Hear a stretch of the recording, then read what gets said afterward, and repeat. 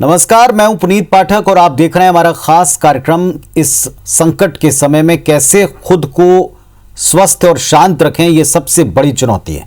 और इसी चुनौती पर पार पाने के लिए आपको एक्सपर्ट के साथ में हम दिन में जोड़ते हैं ताकि हम समझ सकें कि कैसे इस वक्त अपनी जीवनचर्या को डिजाइन करें ताकि हम रोग से बच सकें, उबर सकें, इन हालात का सामना कर सकें। वैश्विक महामारी कोरोना की दूसरी लहर जो है बेहद खतरनाक है। संक्रमण तेज रफ्तार से फैल रहा है। आंकड़े प्रतिदिन डराने वाले स्तर पर दिखते हैं, लेकिन इस संकट की घड़ी में सबसे ज्यादा सुरक्षित वे लोग हैं जिनकी रोग प्रतिरोधक क्षमता ज्यादा है, मनोबल ऊंचा है। शरीर में प्रतिरोधक क्षमता बढ़ाना सबसे, अगर इसका आसान तरीका आप खोजने बैठेंगे तो योग और प्राणायाम है। अलग अलग प्राणायाम के जरिए हम कोरोना संक्रमण से निपट सकते हैं, बच सकते हैं, उबर सकते हैं। लेकिन किसी भी प्राणायाम को विशेषज्ञ की देखरेख में करना बेहद जरूरी होता है। और ऐसे में जब कोरोना की संक्रमण चेन तोड़ने के लिए लॉकडाउन लगा है, आप लोग घरों में हैं, तो IBC 24 आपको घर बैठे प्राणायाम से जुड़े कुछ अहम टिप्स, कुछ अहम इससे जुड़ी जानकारियां लेकर आया है। तो चलिए शुरू करते हैं हमारा खास कार्यक्रम।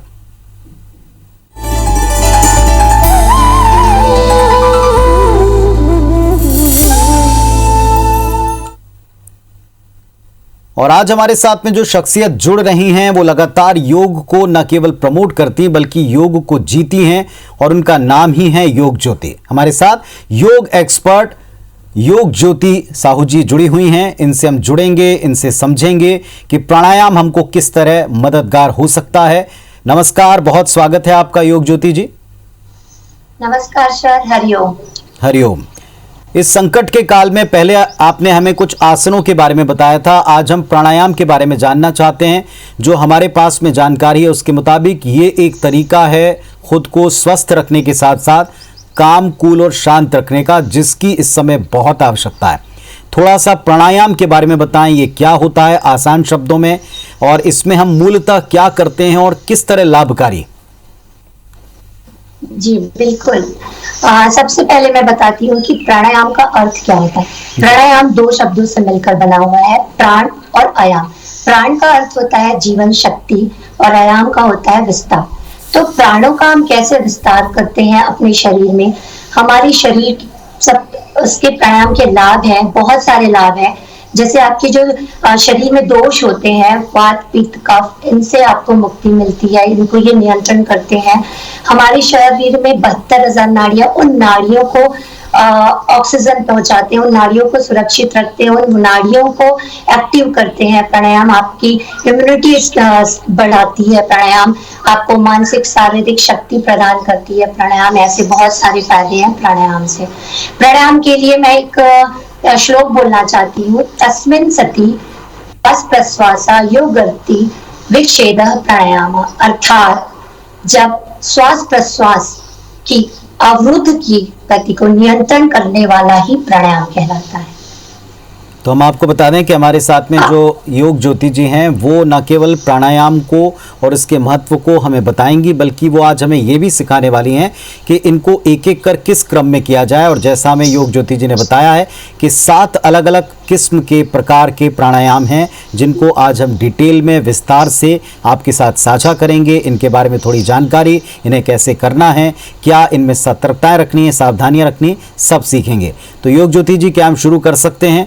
और जैसा हम पहले जो आपने में बताया था कि नाड़ी शोधन प्राणायाम से शुरुआत करें, थोड़ा सा इस जानकारी को बढ़ाएं।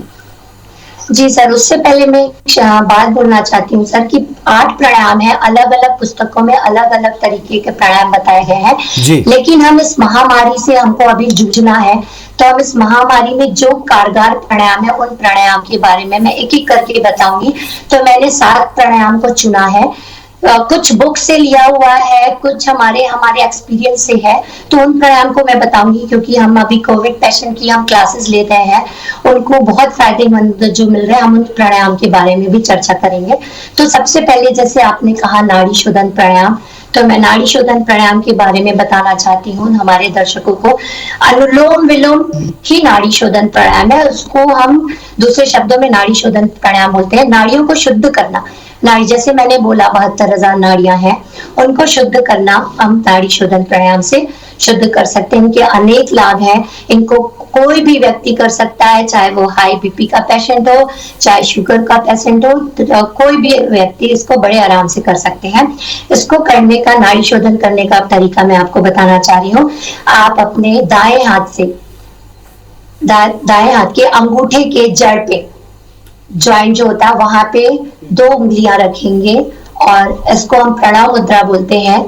दूसरा मुद्रा मैं आपको बता दूं, चीन मुद्रा या ध्यान की मुद्रा या वायु मुद्रा, ज्ञान की मुद्रा, या जिनको एसिडिटी की प्रॉब्लम है वो अंगूठे के ऊपरी भाग पे ऐसे आप रख के अपने बाएं हाथ को गोद पे रख सकते हैं।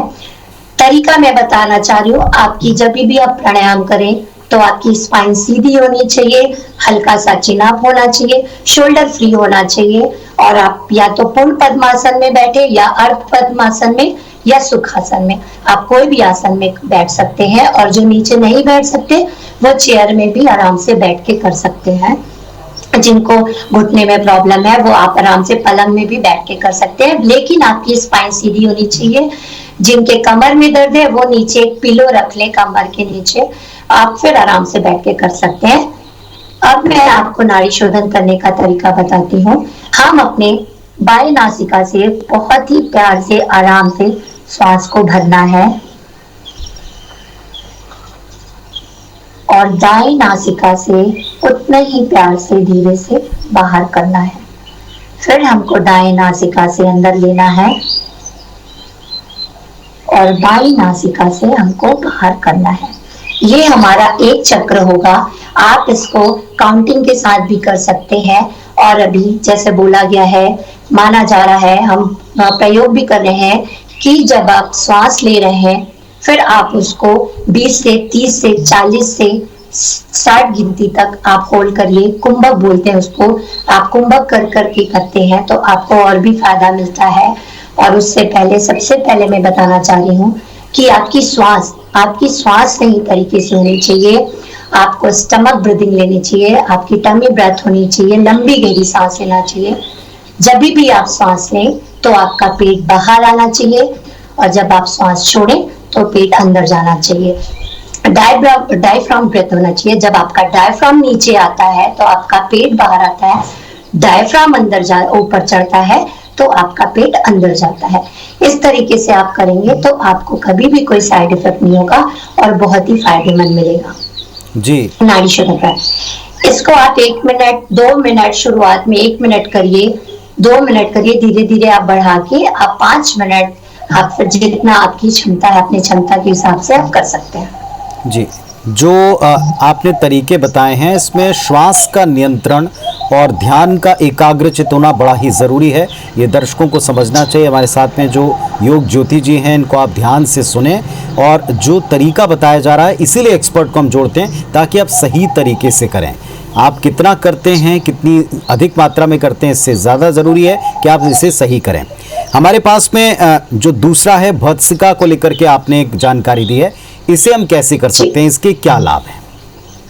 जी सर, भस्त्रिका प्राणायाम भी बोलूंगी। उससे पहले मैं सर आपसे पूछना चाहती हूँ, जैसे 90% लोग को हमने देखा है कि उनकी श्वास गलत रहती है, उनकी ब्रीदिंग लेने का उनका तरीका गलत रहता है।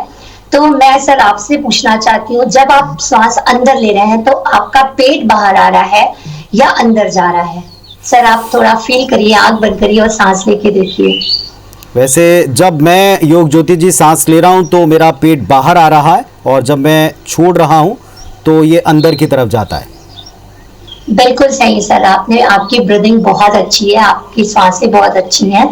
इसी तरीके से हमको सांस लेना है सर, क्योंकि आप किसी गुब्बारे में आप जब हवा भरते हैं तो वो फूलता है, जब गुब्बारे को हम पिचकते हैं तो वो हमारा हवा बाहर निकलता है, पिचक जाता है। उसी तरह से हमारा लेकिन मैं एक बात आपसे और तमाम दर्शकों से साझा करना चाहता हूं कि ये भी योग की जानकारी की वजह से या जो हमें जानकारी दी उसके बाद ही सही हुआ। आप ठीक कह रहे हैं कि 80-90% लोग ये गलत करते हैं और उन्हें पता भी नहीं होता कि उनकी सांसों को लेकर क्या गलती हो रही है। तो ये सुधारने के बाद में हुआ, मैं इसे पूरी तरह एडमिट करता हूँ। जी बिल्कुल सर, इसी उससे हम भस्त्रिका प्राणायाम मैं बताना चाह रही हूँ। हम भुजा भस्त्रिका बताएंगे और मैं 3 तरह के भुजा भस्त्रिका बताऊंगी, जो कि अभी हम इस महामारी से जो लड़ रहे हैं उसके लिए हमको बहुत सहायता मिलता है, जी। बहुत हेल्प होगा। अगर आप वज्रासन में बैठ सकते हैं तो बहुत अच्छा है, सुखासन में बैठे तो भी अच्छा है, पद्मासन पूर्ण पद्मासन में बैठे तो भी अच्छा है, लेकिन अगर आप वज्रासन में बैठ के करें तो और भी ज्यादा फायदेमंद है।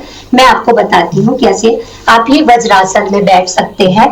वज्रासन में जिनको प्रॉब्लम है नहीं बैठ पाते हैं, वो नीचे यहाँ एंकल जॉइंट पे अपने कुशन या पिलो रख लीजिए। जिनके घुटने में प्रॉब्लम है, थोड़ी प्रॉब्लम है, वो घुटने के नीचे भी पिलो रख के आराम से बैठ सकते हैं। नहीं तो आप पालथी, नहीं तो आप चेयर में पैर नीचे करके भी बैठ सकते हैं, लेकिन चेयर के नीचे आप कुछ चीज रख लीजिए, या तो मैट रख लीजिए या कुछ, आप फ्लोर पे ना रखें।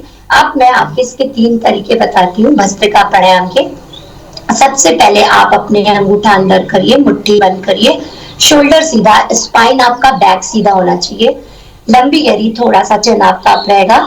जब हम लंबी गहरी सांस भरेंगे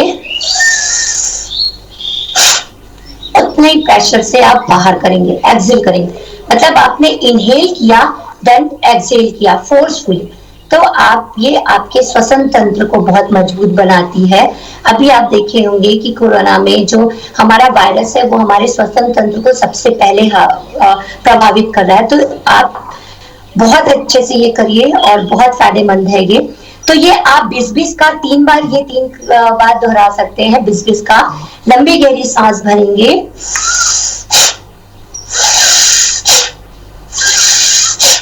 ये क्रिया आप 20 बार कर सकते हैं।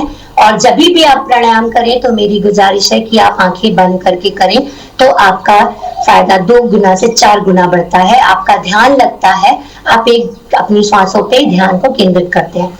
दूसरा मैं भस्त्रिका प्राणायाम का तरीका बता रही हूँ। बहुत लोगों की शिकायत होती है कि हमारे आर्म्स ढीले पड़ रहे हैं, हमारे आर्म्स मोटे हैं, तो इसके लिए आप इस तरीके से भी भस्त्रिका प्राणायाम कर सकते हैं। हथेली को रखिए, स्पाइन सीधी रखिए, सांस लंबी गहरी सांस भरेंगे, छोड़ेंगे, भरा, छोड़ा। ये दूसरा तरीका है। तीसरा तरीका मैं आपको बता रही हूँ। आप हाथों को ऐसे रखिए, जब आप श्वास भरेंगे हाथ पीछे, श्वास छोड़ेंगे सामने। जब आप पीछे जाएंगे तो आप अपनी मुट्ठी को बंद करिए। हमारा यहाँ पे बॉडी का सिस्टम रहता है, पैनक्रियाज, आपका हार्ट, आपका लीवर, आपके ये फंक्शन एक्टिव होते हैं जब आप एक्यूप्रेशर पॉइंट दबाते हैं। ये छोटी छोटी अगर आप बातें ध्यान रखते हैं तो आपको प्राणायाम का बहुत लाभ होगा। तो एक बार मैं फिर से बता रही हूँ।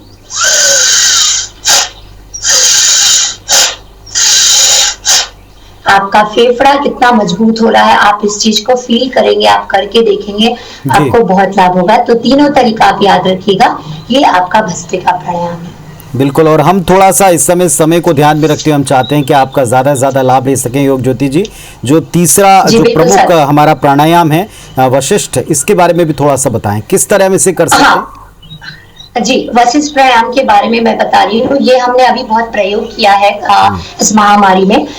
तो वशिष्ठ प्राणायाम का हम बता रहे हैं कि आपको, जो मैंने पहले ही सवाल किया था, टमी ब्रेथ, डीप ब्रेथ लेनी है, डीप इनहेल करना है, पूरा टमी, आपका लंग्स, आपका पेट, आपका पूरा आपका बाहर आना चाहिए। मतलब इतनी डीप ब्रीथ होनी चाहिए कि आपके सर के बाल, आपके नाखून तक पूरा ऑक्सीजन आपका फैल जाए, और उतने ही प्यार से आपको धीरे से रिलैक्स करना है। ये मानसिक तनाव को भी दूर करती है। वशिष्ठ प्राणायाम में हमने बहुत प्रयोग किया है। इसको हम लेट के भी करते हैं, लेट के करने से और भी ज्यादा फायदा मिलता है। जैसे मैंने बताया, डायफ्राम नीचे आता है। आप जब लेट के इस वशिष्ठ प्राणायाम को करते हैं तो आपके डायफ्राम को ज्यादा जगह मिलती है। आपका डायफ्राम नीचे आएगा, पेट पूरा बाहर आएगा, डायफ्राम ऊपर जाएगा, पेट अंदर जाएगा। तो वशिष्ठ प्राणायाम को आप बैठ के भी कर सकते हैं, लेट के भी कर सकते हैं, लेकिन अगर आप लेट के करें तो ज्यादा फायदेमंद है।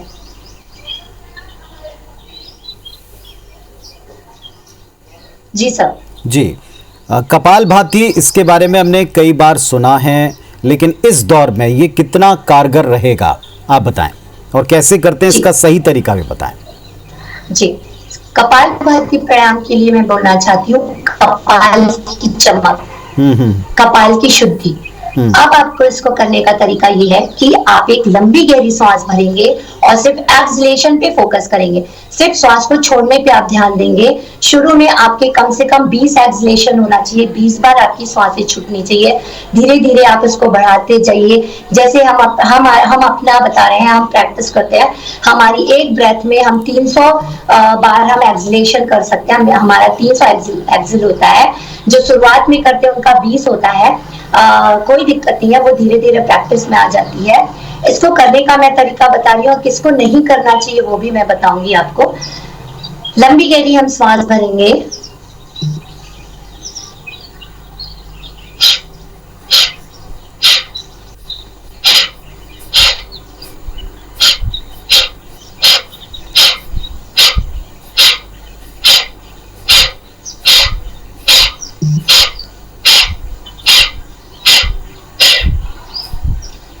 ये आपका एक्सलेशन होना चाहिए। Excel excel excel, sorry. तो इस तरीके से आप कपालभाति प्राणायाम कर सकते हैं। जिनका ऑपरेशन हुआ है, मेजर ऑपरेशन हुआ है, जिनको अल्सर की प्रॉब्लम है, हार्निया की प्रॉब्लम है, वो ना करें, और अगर कर भी रहे हैं तो किसी विशेषज्ञ के सानिध्य में करें, तो आपको जरूर लाभ होगा। हाई बीपी वाले पेशेंट है जो भस्त्रिका प्राणायाम भी बहुत संभल के धीरे धीरे, जैसे मैंने थोड़ा स्पीड से बताया, तो आप मध्यमा लय से कर सकते हैं, तो आपको कोई भी साइड इफेक्ट नहीं होगा।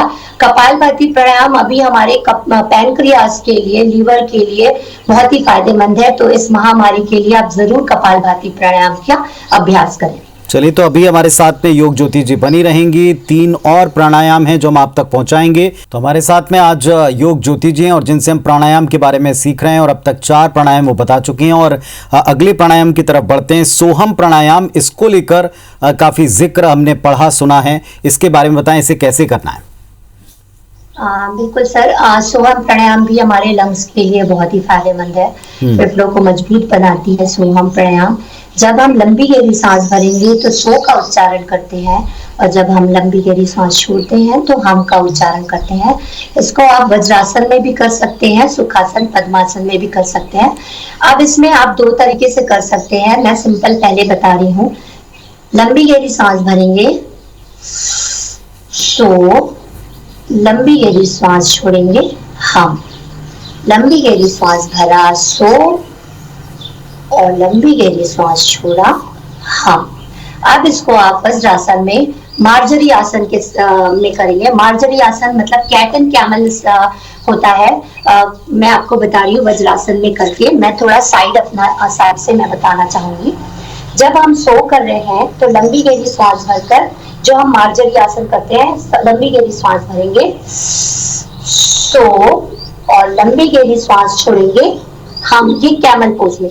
तो आप जब सो करके पीछे जा रहे हैं तो आपके लोअर बैक पे प्रेशर आएगा, जब आप हम करके आ रहे हैं तो आपके अपर बैक पे प्रेशर आएगा, जो कि दोनों ही बहुत फायदेमंद है। तो आप दोनों तरीके से कर सकते हैं सोहम प्राणायाम का अभ्यास। इसको आप 10 से 20 बार कर सकते हैं। सो श्वास भरेंगे लंबी गहरी, और हम श्वास छोड़ेंगे लंबी गहरी, और आपका चिन्ह अप ही रहेगा। चीन मैं इसलिए बार बार आप करने बोलती हूँ, क्योंकि अगर आपको सर्वाइकल नहीं है तो भी आपको सर्वाइकल की प्रॉब्लम हो सकती है। इसलिए हमेशा चेहरे पे मुस्कान बनाए रखिए, चिन अप करिए, स्पाइन सीधी रखिए, अपने शरीर को एक त्रिभुज आकार पे बना के रखिए। इससे आपको प्राणायाम का 4 गुना फायदा मिलेगा। जी, भ्रामरी के बारे में भी अवश्य बताएं, क्योंकि ये भी कुछ इसी तरह की प्रैक्टिस करते हैं। जी, भ्रामरी प्राणायाम के बारे में भी मैं बताऊंगी आपको। भ्रामरी प्राणायाम बहुत लोग षटमुखी मुद्रा में बना करते हैं। अंगूठा आपका जो एक कान के पास छोटी सी हड्डी, उसको बंद करते हैं। फिर आपकी जो मध्य ये जो आपकी तर्जनी उंगली है, आप 3 उंगली को आप 2 उंगली आंखों पे रखते हैं, एक होठ पे रखते हैं, एक आपके माथे पे रखते हैं। ये आपका षटमुखी मुद्रा कहलाता है। लेकिन आप अगर इसमें भी कर सकते हैं, इस पोजीशन में करते हैं, तो आपको और भी लाभ मिलता है। ये हमारा खुद का एक्सपीरियंस है। तो आप इसमें मैं बताना चाहती हूँ कि बहुत लोग ये चीज नहीं करते। अंदर आपका मुंह खुला होना चाहिए, दांत और जिभ अंदर में आपस में ना टकराए, होंठ आपके बंद रहे तो इससे आपको और भी ज्यादा गुंजन होती है। जब हम श्वास लंबी गहरी श्वास भरते हैं और जब हम छोड़ते हुए जब हम ध्वनि निकालते हैं, तब आप देखिए आपको कितना फायदा मिलता है भ्रामरी प्राणायाम का। तो मैं एक बार करके बताती हूँ। कान की पास की हड्डी को दर्शक भी साथ में कर सकते हैं। अंदर मुंह को खुला रखिए, होंठ बंद रखिए, दांत और जिभ आपस में ना टकराएं। आंखें बंद करिए, लंबी गहरी सांस भरिए।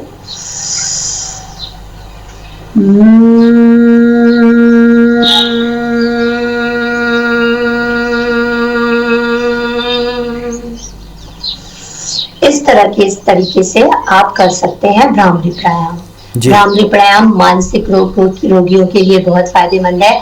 माइग्रेन की प्रॉब्लम वालों के लिए बहुत ही फायदेमंद है।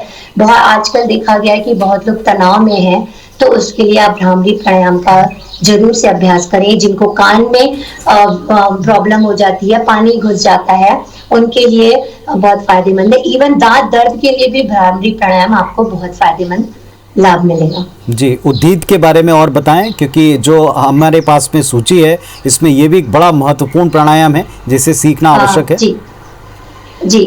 उससे पहले सर मैं आपको उज्जाई प्राणायाम बताऊंगी। उज्जाई प्राणायाम एक और प्राणायाम है जो कि अभी इस महामारी में बहुत ही फायदेमंद है, बहुत लाभ देता है। उज्जाई प्राणायाम में देखिए, जब हम उज्जाई प्राणायाम लेते हैं, हल्का सा चीन अप करते हैं और जब हम जब ब्रेथ लेते हैं, तब आप देखिए ये कंठकूप हमारा रगड़ते हुए, घर्षण करते हुए, जब हम नॉर्मल ब्रेथ लेते हैं तब ऐसे। लेकिन जब हम गले से लेते हैं, तो जो जिनको थायराइड की प्रॉब्लम है, जिनको गले से संबंधी, अभी जैसे थ्रोट इन्फेक्शन बहुत हो रहा है, थ्रोट पे आपके वायरस जाम पहले जा रहा है, तो उसके लिए उज्जाई प्राणायाम बहुत ही फायदेमंद है। मैं उसका बता रही हूँ कैसे करना है।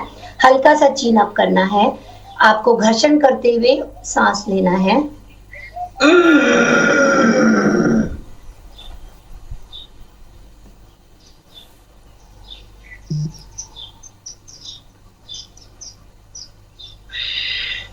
ये मैंने बंद लगाया, जालंधर बंद लगाया, जिससे कि आप अपनी ब्रेथ को थोड़ी देर आप होल्ड करेंगे तो बहुत ही लाभ मिलेगा। टाइम की कमी है, इसलिए मैं आपको थोड़े शॉर्ट में बता रही हूँ। तो आप यहाँ से घर्षण करते हुए, इसमें खांसी भी आती है, तो आप जब अभ्यास शुरू में करेंगे तो आपको खांसी आएगी, तो आप घबराइएगा नहीं। ये उज्जाई प्राणायाम आपको अभी बहुत लाभकारी मिलेगा। जी, उद्गीत के बारे में आप बता रहे थे। जी सर, उद्गीत प्राणायाम के बारे में मैं बता रही हूँ। जो हम ओम चैंटिंग करते हैं, ओम का उच्चारण करते हैं, वही उद्गीत प्राणायाम कहलाता है। ये भी इस महामारी में बहुत लोग तनावग्रस्त हैं, घर में है, लॉकडाउन है, क्या करेंगे, क्या होगा, इस सभी बातों से बहुत परेशान है, तो आप ओम का उच्चारण और भ्रामरी प्राणायाम जरूर करें। उसी तरह से है ये भी प्राणायाम, भ्रामरी की तरह से, बस आपको इसमें ओम की ध्वनि मुंह से निकालनी है, खुले मुंह से लंबी गहरी सांस भरेंगे। मैं 3 ओम कर रही हूँ, आप सभी दर्शक भी मेरे साथ कर सकते हैं। लंबी गहरी सांस भरेंगे, चेहरे पे मुस्कान।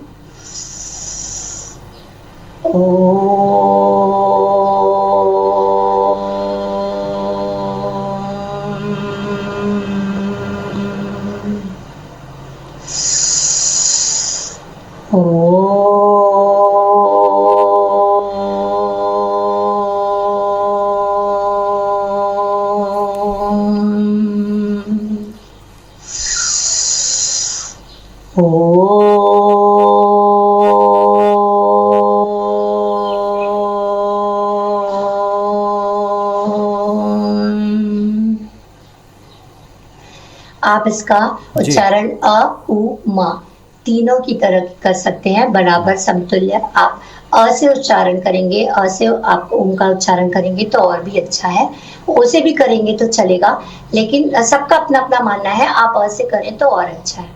जी, योग ज्योति जी, आपका पूरा आपने जीवन और समय समर्पित किया है योग को लेकर, एक तपस्या की तरह है और आप लोगों को सिखा रहे हैं, और इस वक्त ये कितना लाभकारी है ये हम इस बात से समझ सकते हैं कि पहली लहर में बहुत से लोगों ने ये हमें प्रत्यक्ष तौर पर बताया कि योग से उन्हें इस रोग से उबरने में, कोविड से उबरने में कितनी मदद मिली है। बल्कि जो कोविड सेंटर्स थे वहाँ भी लोग जो हुआ करते थे, हमारे साथी भी हुआ करते थे, तो बताते थे कि उन्हें योग से कितना लाभ हुआ है।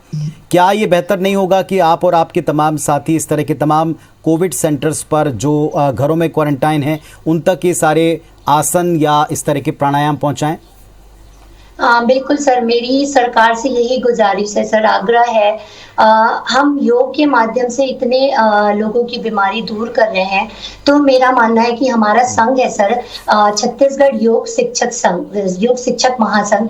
तो हमारे संघ में करीब 5 से 6 हज़ार हमारे साथी हैं सर। उन सबका कहना है, हमारा कहना है कि जितने भी कोविड सेंटर बने हुए हैं, वहाँ हम जाके सेवा दें, हम वहाँ पे हमारी नियुक्ति हो, तो हम इस महामारी से हमको लड़ने में हम मददगार करें। तो ये सरकार से हमारी गुजारिश है कि सर प्लीज हमारी बात उन तक पहुंचे, और हमारे जो साथी हैं छत्तीसगढ़ योग शिक्षक महासंघ के, तो हम सब इसमें भागीदारी होना चाहते हैं। तो हमारे साथ में योग एक्सपर्ट ज्योति जी हैं, जो योग ज्योति जी हैं, और जिन्होंने योग के जरिए न केवल निरोग रहने का हमें तरीका बताया, बल्कि एक बेहतर जीवनचर्या जो आम दिन में है, इसमें भी आप अपने चित्त को शांत कैसे आवाज ब्रेक हो गई है जी, कैसे आप रोगों को दूर करें, इसके लिए बहुत ज़रूरी कि आप एक्सपर्ट जो बता रहे हैं ठीक उसी अंदाज में योग करें, प्राणायाम करें। बहुत शुक्रिया आपका हमारे साथ में जुड़ने के लिए और इतनी महत्वपूर्ण जानकारियां देने के लिए। धन्यवाद, नमस्कार।